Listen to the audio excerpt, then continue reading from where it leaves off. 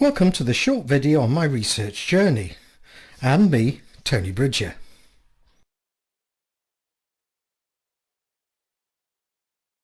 As a mature student, I have a fairly long history of successful academic programme completion, but felt that finishing a PhD would be a chance to learn a little more and focus on an area of academic research that intrigues me.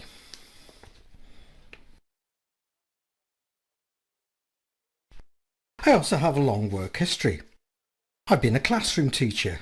I graduated from Dartmouth and served 11 years as a Royal Navy officer, spending 3 years with the British Army. On leaving the services, I moved to Sydney in Australia.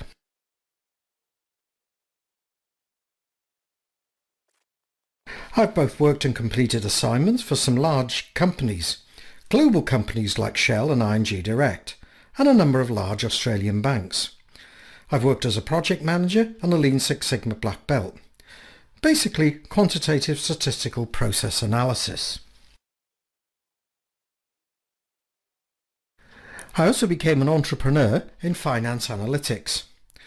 I managed to obtain the distribution rights and now partly own a data analytics software company based in the USA. Overseas, I sold and fully implemented solutions to some large Australian names and a large data analysis assignment for the World Bank.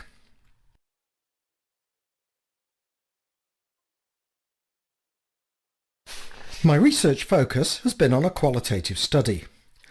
I've been puzzled after so many years in projects why some enterprise-level implementations fared better than others.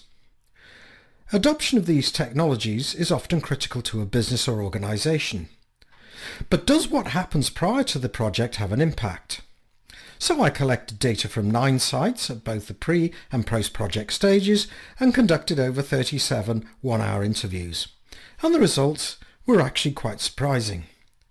The findings suggest that organisations often fail to do enough pre-project preparation, and they also underestimate the complexity of these new technologies. This is compounded by over-customization or software change. However, they tend to use old procurement strategies for what are comparatively new technological capabilities. This research resulted in 2 publications and 3 under review this year.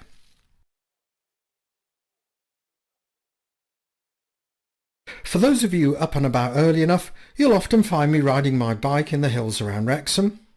I still practice karate, having run a large dojo for many years. I also develop online training programs and have started to write screenplays, having made television programs in the military. So what next after my PhD? Well, your guess is as good as mine.